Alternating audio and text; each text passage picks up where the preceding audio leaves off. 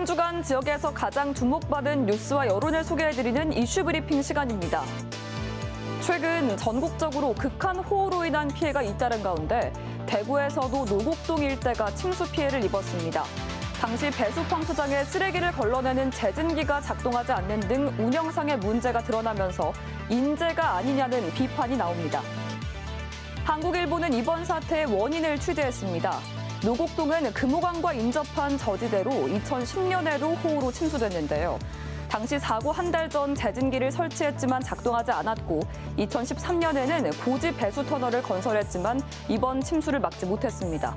더욱이 이번 사고 때 금호강으로 흐르는 연결 지점 숨은 두 곳 중 한 곳이 닫혀 있었고 배수 펌프도 고장으로 수리 중이었던 것으로 알려졌습니다.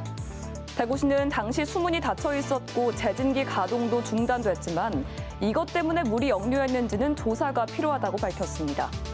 대구 안실련은 대구시가 관리하는 배수 펌프장 22곳 중 9곳은 40년 이상 된 노후시설이고 10년 빈도 호우에만 대응할 수 있다며 현행 배수시설로는 침수가 반복될 수밖에 없다고 비판했습니다. 매일신문은 환경부 도시침수지도에 대구가 누락된 사실을 보도했습니다.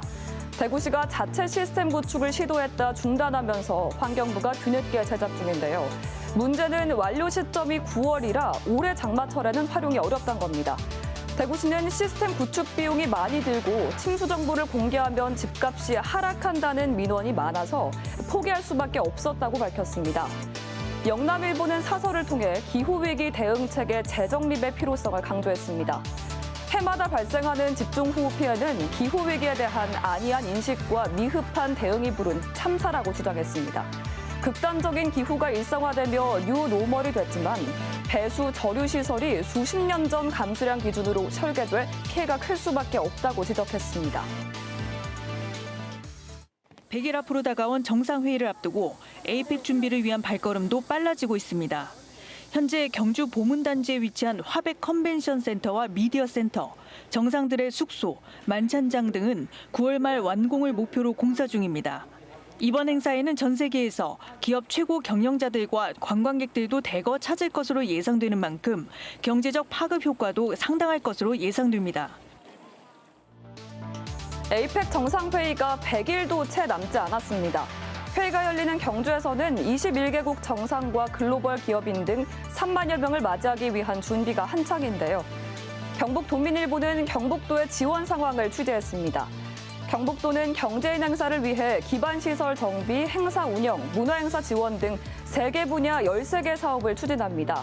또 포항 경주공항을 경제인 전용 공항으로 지정하고 영일 만에 크루즈 터미널을 구축하는데요. 9월부터 홍보를 위해 한 에이펙 비즈니스 파트너십과 연계 투자 환경 설명회 등 다양한 경제 행사도 진행합니다.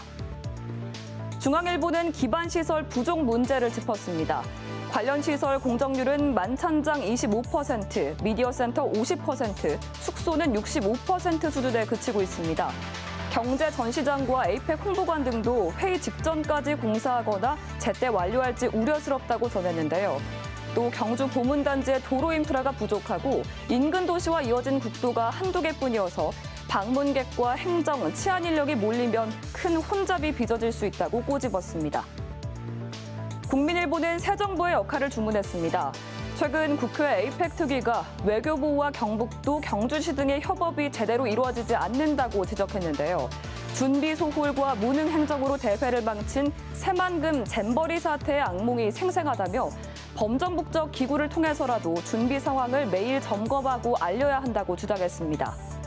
밖으로 새 정부의 실용 중재 외교의 성과를 보여주고 안으로 손님 환대에 빈틈이 없도록 이 대통령의 역할이 중요하다고도 덧붙였습니다. 에이펙 개최는 국제사회의 경주는 물론 주변 지역인 대구와 경북을 대내외에 알릴 소중한 기회인데요. 이번 행사가 지역 성장의 새로운 계기가 될 수 있을지 지켜봐야겠습니다. 지금까지 이슈 브리핑이었습니다.